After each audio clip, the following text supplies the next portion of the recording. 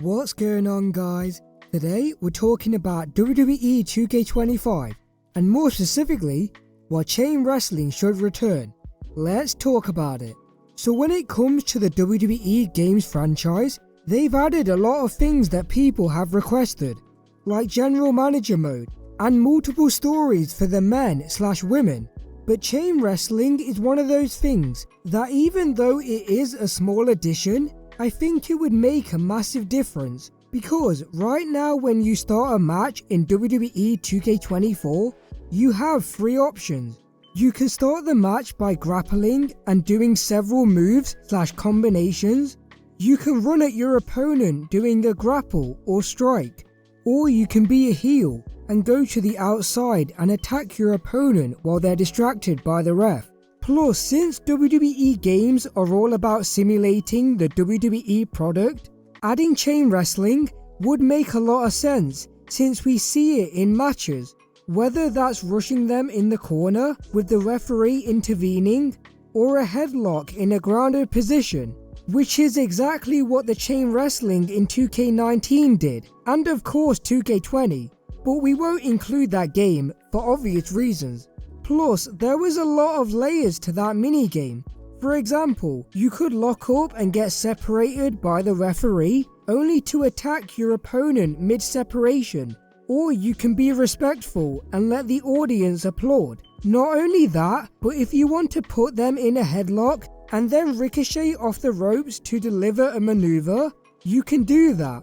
Or if you want to go to the ground and trade positions, you can also do that.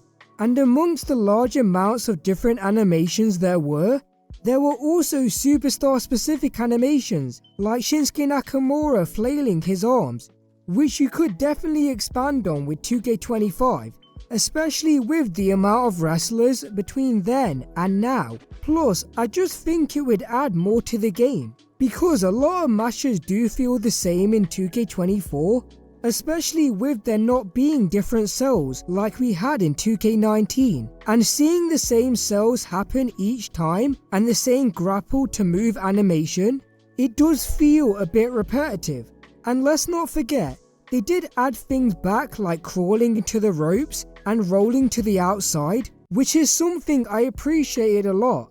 So adding back chain wrestling would really add to that simulation experience, especially when you factor in the trading blows minigame. And since there's different options like a headlock, or going behind your opponent, or working the arm, and the amount of unique transactions from that, it's only going to make each match stand out even more.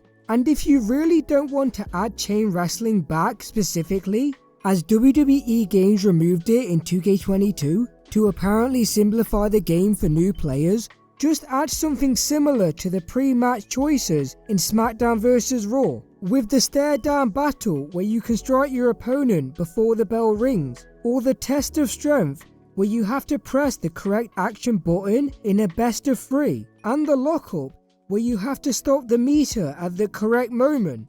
It's better than nothing.